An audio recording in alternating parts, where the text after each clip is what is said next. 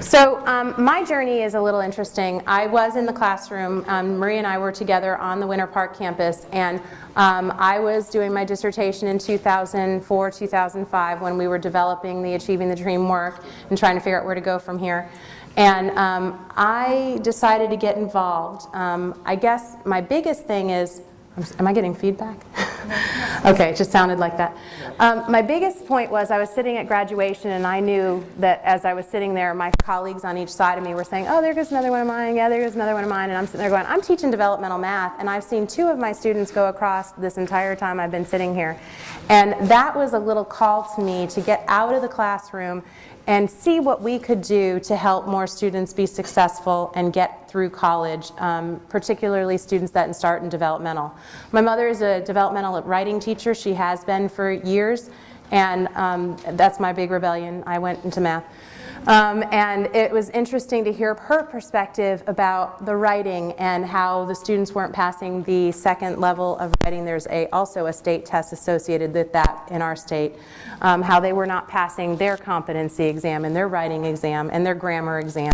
So it was interesting from her perspective to see the same things that I was experiencing in developmental math. Reading, I had one of my good friends was a fantastic reading instructor, and she was telling me some of the experiences she was having in her reading classes, and she was saying the same things. You know, I'm not really seeing my students walk across the stage either. So we were having conversation. Winter Park is so small that you can actually have conversations with folks from different disciplines and nobody looks at you weird because you like each other. So it was really neat because it was the right place for me. I was working on my dissertation for supplemental instruction. I was doing a lot of work. I was learning things about the college, and we were doing this planning for Achieving the Dream. When they put this call out for a math professor, I said, all right, I got to do this because supplemental instruction is one of the things that they're looking at implementing college-wide.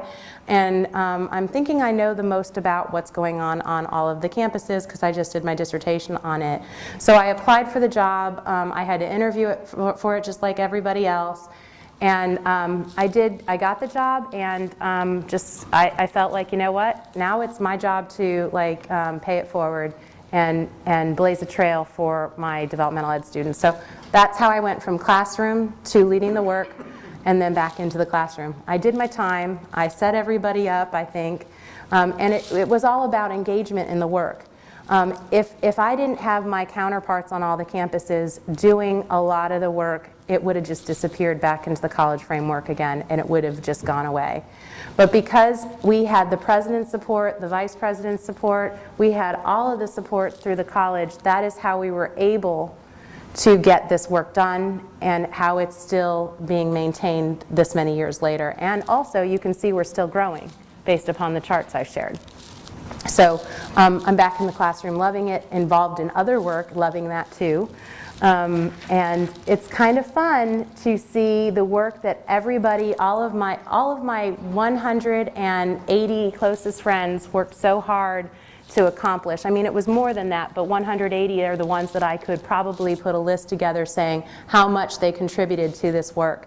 And it was about 180 people that made this change happen. Now, whether you're part of that 180 or not is up to you. But the change is going to happen here. You guys are right for it. You have the right leadership right now. You have a huge change in what you've seen, and it's just the right time. You're ripe for it.